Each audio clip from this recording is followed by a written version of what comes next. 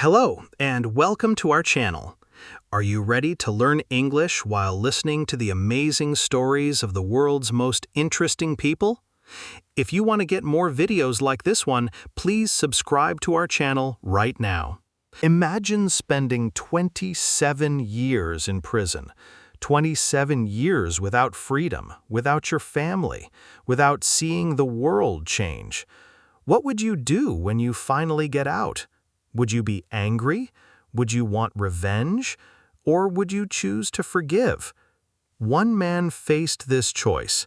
His name was Nelson Mandela. He was a freedom fighter, a political prisoner, and a president. He fought against a cruel system of racial segregation called apartheid. He became a symbol of resistance and hope for people all over the world. How did a boy from a small village in South Africa become the father of a new nation and a global icon of peace and reconciliation? This is the story of Nelson Mandela. Nelson Mandela was born on July 18, 1918. His birth name was Rolihlahla Mandela. In his language, Xhosa, the name Rolihlahla means pulling the branch of a tree, or more commonly, troublemaker. He was born in Vezo, a small village in a beautiful part of South Africa called the Eastern Cape. His father, Godla Henry Mpakanyiswa, was a local chief and a counselor to the king of the Tembu people. This meant that Nelson was born into a royal family. His family lived a traditional life, raising cattle and growing crops. As a boy, he learned to herd cattle, a responsibility that taught him about leadership and consensus. He spent his days in the fields, playing with other boys, and learning the traditions of his people. When he was a young boy, his father died of a lung disease. Nelson was only 12 years old. He was then sent to live with the regent, or acting king, of the Tembu people, Jongintaba Dalindyebo. He lived in the royal residence at Mkhekezweni, which was the provincial capital of Tembuland. There, he listened to the elders tell stories about the history of his people. He heard stories of bravery and resistance against the white colonists who had come to their land. These stories inspired him. He dreamed of one day making his own contribution to the freedom of his people. He was the first person in his family to go to school. At his first school, his teacher, Miss Mingane, gave him the English name Nelson. It was a common practice for teachers to give African children English names at that time, as part of the colonial education system. From that day on, he was known as Nelson Mandela. He was a good student and went on to attend Clarkberry Boarding Institute and then Healdtown, a respected college. He eventually went to the University of Fort Hare, which was the only university for black students in South Africa at that time, and a center for African nationalist thought. It was here that his political consciousness began to truly awaken. At university, Nelson Mandela became a student leader. He was expelled for participating in a student protest against the university's policies. When he returned home, the king was angry. The king told him he had to go back to the university, or he would arrange a marriage for him. Mandela did not want an arranged marriage. He wanted to make his own choices. So, in 1941, he and his cousin ran away. They went to the biggest city in South Africa, Johannesburg. In Johannesburg, Mandela saw the reality of apartheid for the first time. Apartheid was a system of laws that separated people by race. White people had all the power and all the best opportunities. Black people were treated as second-class citizens. They could not vote. They had to live in separate areas called townships, which were often crowded and had poor services. They needed special passes to travel in their own country. There were separate buses, separate schools, separate hospitals, and even separate park benches for black and white people. This system was designed to keep the white minority in power. Mandela was shocked and angered by this injustice. He decided to become a lawyer to fight against these unjust laws. He finished his degree through the University of South Africa and started studying law at the University of the Witwatersrand. There, he was the only black African student. He became friends with other activists of all races. In 1944, he joined the African National Congress, or ANC. The ANC was the main organization fighting against apartheid.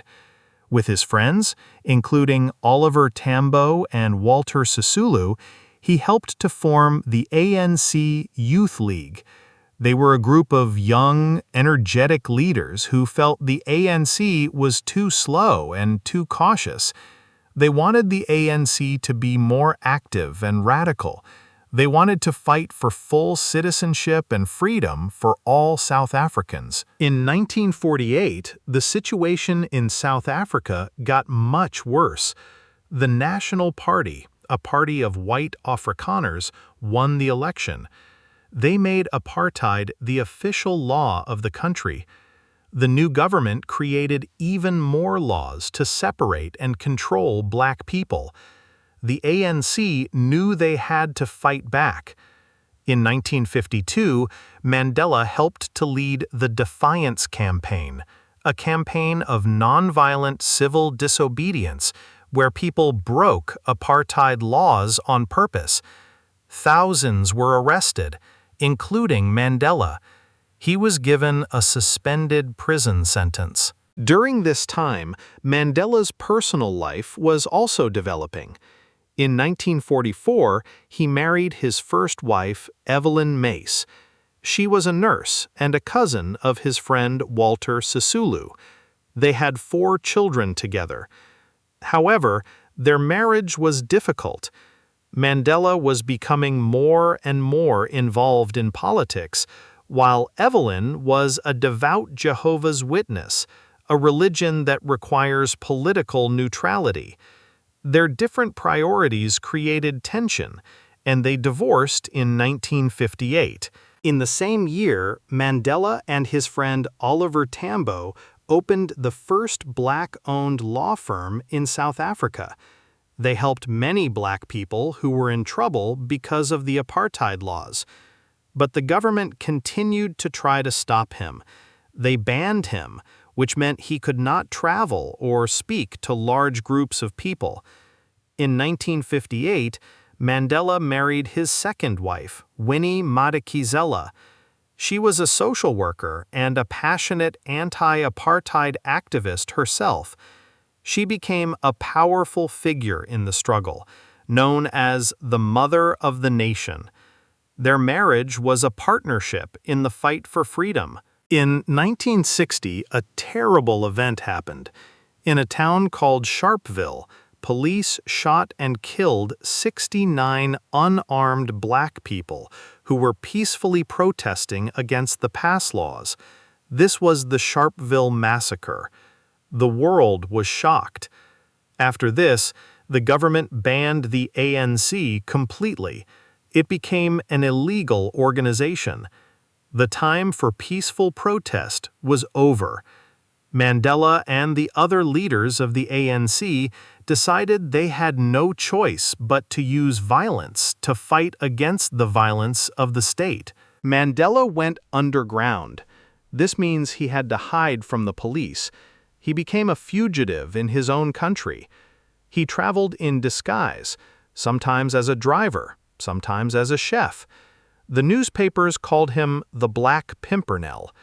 He became the leader of the ANC's new armed wing, called Umkhonto we Sizwe, or Spear of the Nation.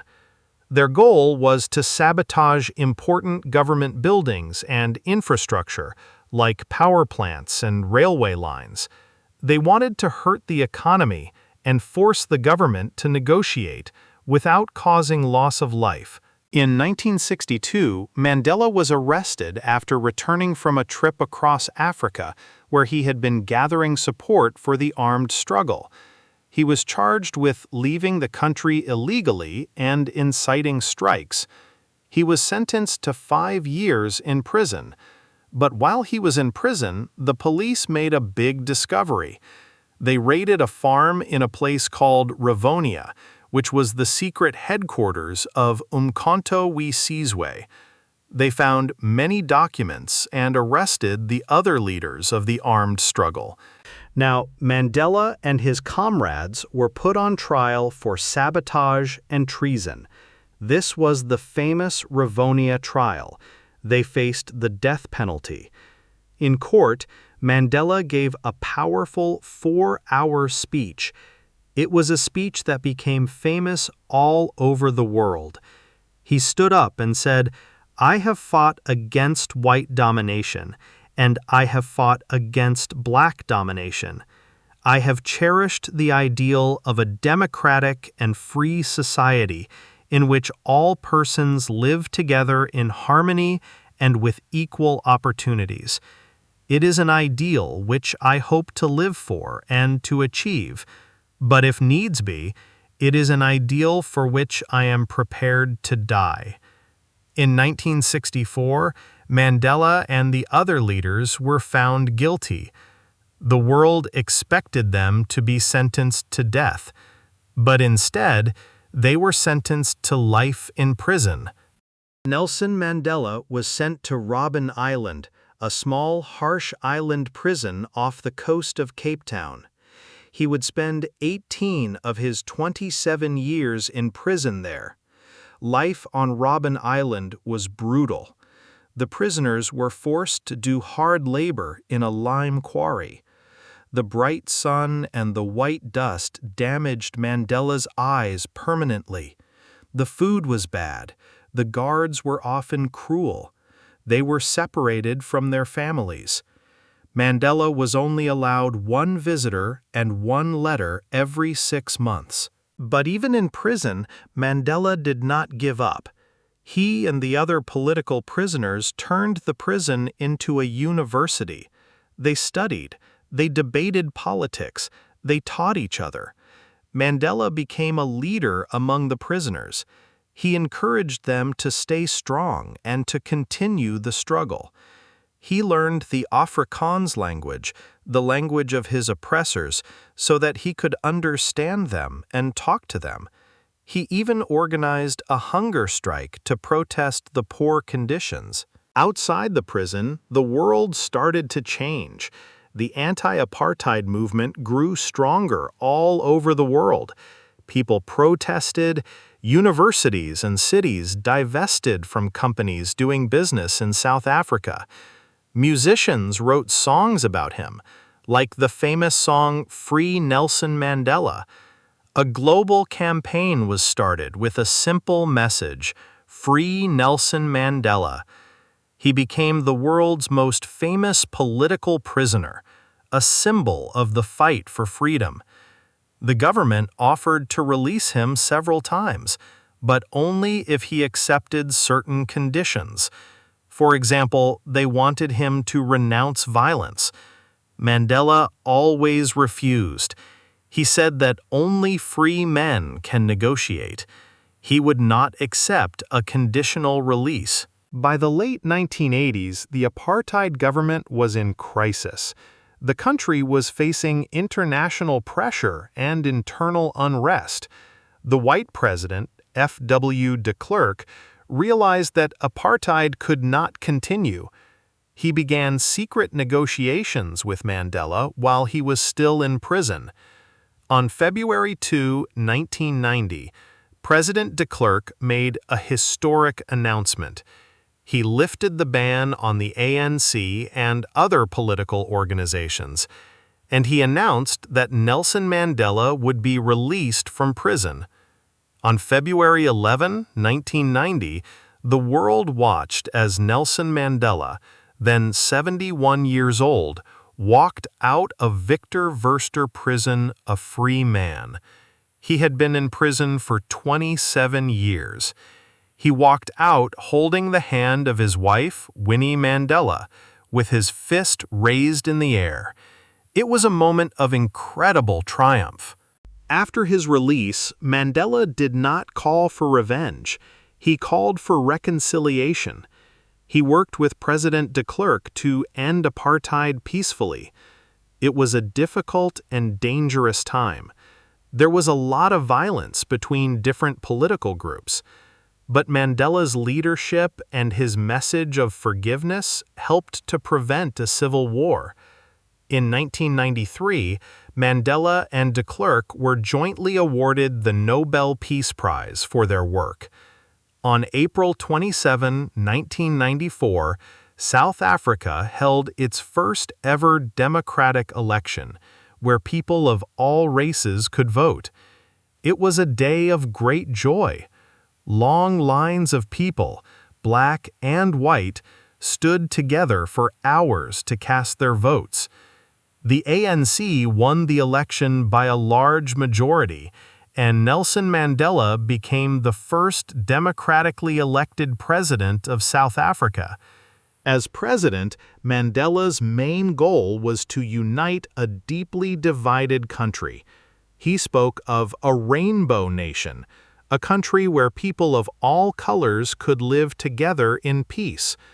One of his most famous acts of reconciliation was his support for the South African national rugby team, the Springboks. Rugby was a sport loved by white South Africans, but hated by black South Africans as a symbol of apartheid. In 1995, South Africa hosted the Rugby World Cup. Mandela encouraged black South Africans to support the team. He wore the Springbok jersey and presented the trophy to the team's captain, Francois Pienaar, after they won the final. It was a powerful symbol of unity that brought the nation together. His government also established the Truth and Reconciliation Commission, or TRC.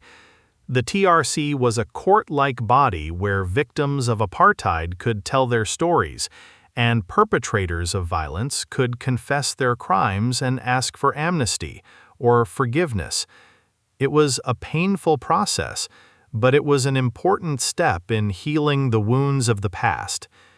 Mandela served as president for only one term, from 1994 to 1999.